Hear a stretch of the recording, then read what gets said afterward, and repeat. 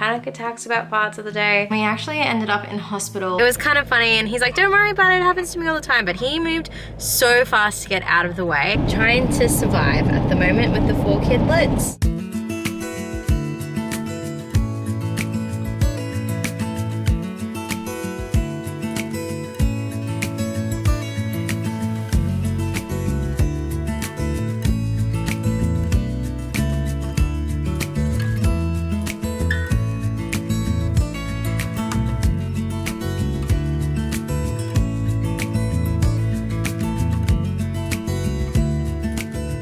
Good morning and welcome to today's vlog where I have a lot to catch you up on. So exactly 1 week ago today, Mr. Edmund and I ended up in hospital because he had spiked a temperature of 38.4, was really lethargic and wasn't feeding. Because of that reason, we actually ended up in hospital for 4 days, and they were quite some scary times in there.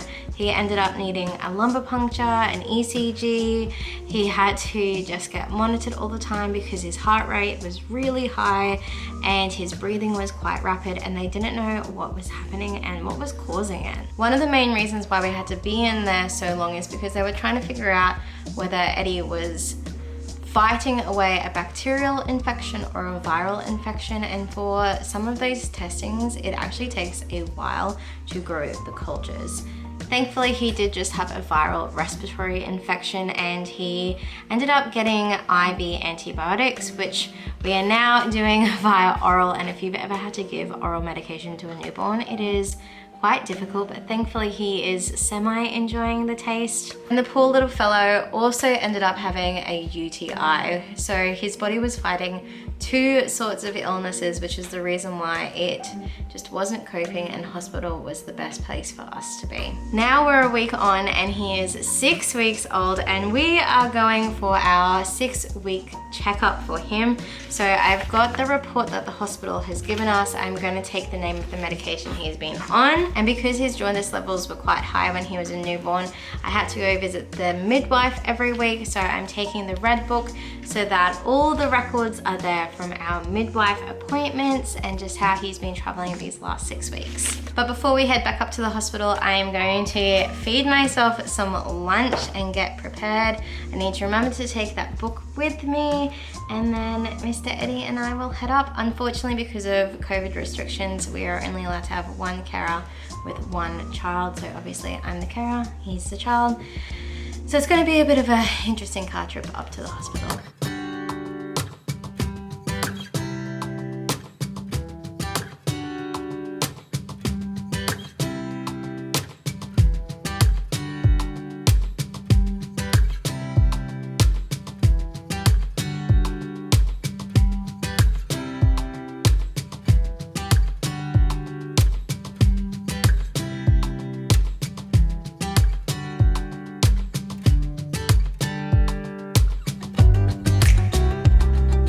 And in true back form, I'm running potentially late depending on traffic, but thankfully Eddie is sleeping and we can just head up hopefully without a fuss.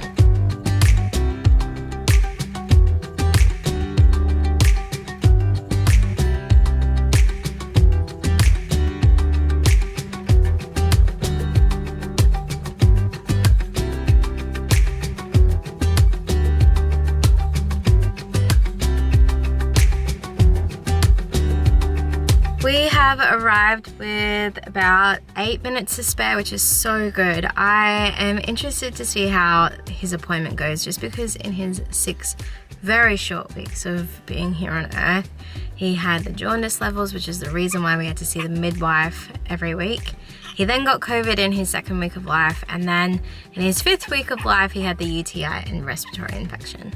So I'm just gonna carry him in the carrier, and we will head up to the appointment, and I'll check in with you guys once we're back in the car.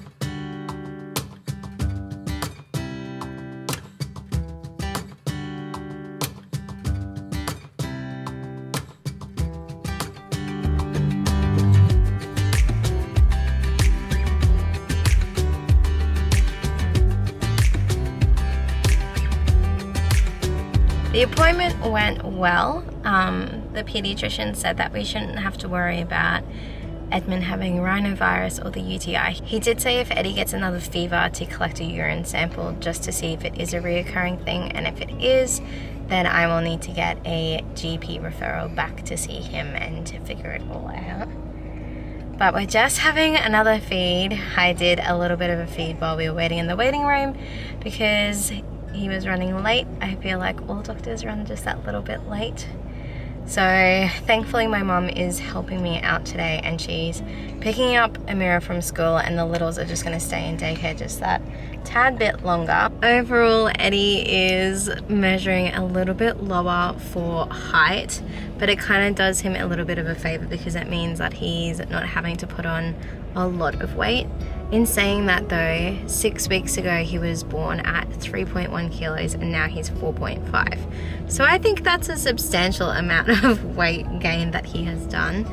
And I'm quite proud of it, to be honest, because I am not the best person at having a good milk supply and I work really hard at it. So I'm hoping it's putting him in good stead. And the doctor was saying with him being sick, he probably would have lost a little bit of weight. It was funny at the end, he was like, well, I'll see you next time. And my response to him was hopefully not, just because I don't plan on having any more kids and I hope that my kids don't need to see a pediatrician. But if they needed to see one, I would definitely come back to this guy. He's very thorough in what he does. There was one more funny moment when we were at our appointment, and that was the fact that the ped was checking out Eddie and doing like the general head to toe checkup, and Eddie peed. He has this thing where he just pees whenever his nappy is off, and I just get so apologetic because it's embarrassing. I don't know. Finn never has peed when we've changed his nappy. He never peed at all, like with his appointments or checkups or anything. And it's just so strange that I've got a peer. It was kind of funny, and he's like, don't worry about it, it happens to me all the time. But he moved so fast to get out of the way and even caught it with his hand, which props to him. But I gave him a wet wipe so that he could wash his hands, and he went to the sink and actually washed them for real. I've got to go and pick up the littles, and it honestly gives me anxiety that I have to do this because he'll probably fall asleep and then wake up, and then it's just the afternoon cluster feeding. And I asked the ped about this, like, is it normal to have to give a top-up bottle or like whatever? And he said, you just need to do what you need to do. And so I catch letdowns during the day, and Michael gives him a bottle before he goes to bed at night, and that gets us through the night. So let's head back down the coast.